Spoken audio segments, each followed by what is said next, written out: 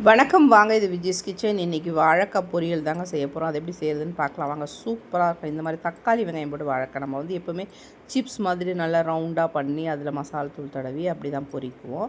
அப்படிலாம் குட்டி குட்டியாக போட்டு கடலை மாவு, அப்புறம் கொஞ்சம் கார்ன்ஃப்ளவர் மாவு இதெல்லாம் சேர்த்து இஞ்சி பூண்டுலாம் சேர்த்து அதை வந்து நல்லா பொடி மாஸ் மாதிரி பண்ணுவோம். இந்த மாதிரியே ரொம்ப சூப்பராக இருக்கும். வெறும் ரைஸில் வச்சு சாப்பிட்றதுக்கு இந்த மாதிரி சூப்பராக இருக்கும், டேஸ்ட்டாக இருக்கும். இந்த மாதிரி பண்ணி பாருங்கள் ஒரு தடவை. ஒரு பாத்திரத்தில் எண்ணெய் விட்டுருக்கேன், கடுகு சேர்த்துக்கோங்க, கொஞ்சமாக சோம்பு சேர்த்துக்கோங்க, ஒரு 2 வெங்காயம் கட் பண்ணி வச்சுருக்கேன், அது கூடவே வந்து கொஞ்சம் கருவேப்பிலை போட்டிருக்கேன், ஒரு பச்சை மிளகாய் போட்டிருக்கேன். அதுக்கப்புறம் தக்காளி சேர்த்துக்கோங்க. தக்காளிக்கு அப்புறம் இஞ்சி பூண்டு, மெயினே வந்து இஞ்சி பூண்டு தான், தட்டி தான் போடணும், அரைச்சி போடக்கூடாது. இந்த பொரியலுக்கு தட்டி நல்லா போட்டுக்கோங்க. தேவையான உப்பும் போட்டு நல்லா வதங்கி வரணும். இது தக்காளி வெங்காயம் நல்லா குழன்னு வர வரைக்கும் நம்ம கொஞ்சம் நல்லா வதக்கணும். அதுக்கப்புறம் நம்ம இதை வந்து மிக்ஸ் மிளகாத்தூள், வேறு எதுவுமே போடல, வெறும் மிக்ஸ் மிளகாத்தூள் மட்டும் தான் போட்டிருக்கேன். இதையும் நல்லா மிக்ஸ் பண்ணிக்கோங்க. ஒன்றோட ஒன்று நல்லா மிக்ஸ் ஆகி வரணும்.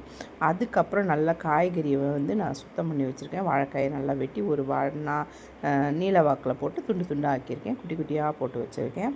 இப்போ நம்ம அந்த வாழைக்காவை இதில் சேர்த்துக்க போகிறோம். தண்ணி நிறைய தேவையில்லை, இந்த அளவுக்கு தண்ணி இருந்தால் போதும். ஒரு அரை டம்ளர் தண்ணி ஊற்றிருக்கேன், போதும். அவ்வளோதான். சூப்பராக போட்டேன் பாருங்கள். இப்போ நல்லா கிளறி விட்டுட்டு ஒரு 10 நிமிஷம் சிம்மில் வச்சுக்கலாம்.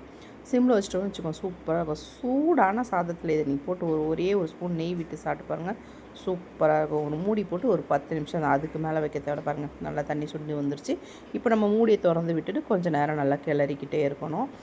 ஒன்றோட ஒன்று ஒட்டாமல் சிம்லேயே தான் வச்சுக்கணும். சிம்லேயே வச்சுட்டே நம்ம நல்லா கிளறினோம்னா சூப்பரான வாழைக்காய் பொரியல் ரெடி ஆகிடும். இதை வந்து வெறும் சாதத்தில் சாப்பிட்டு பாருங்கள், அருமையாக இருக்கும். இந்த மாதிரி வந்து சாம்பார், காரக்குழம்பு, வத்தக்குழம்பு எதுக்கு வேணாலும் தொட்டுக்கு வைக்கலாம். ஆனால் இந்த மாதிரி ஒரு தடவை செஞ்சு பாருங்கள். வீடியோ பிடிச்சிருந்தால் லைக் பண்ணி, ஷேர் பண்ணி, கமெண்ட் பண்ணுங்கள்.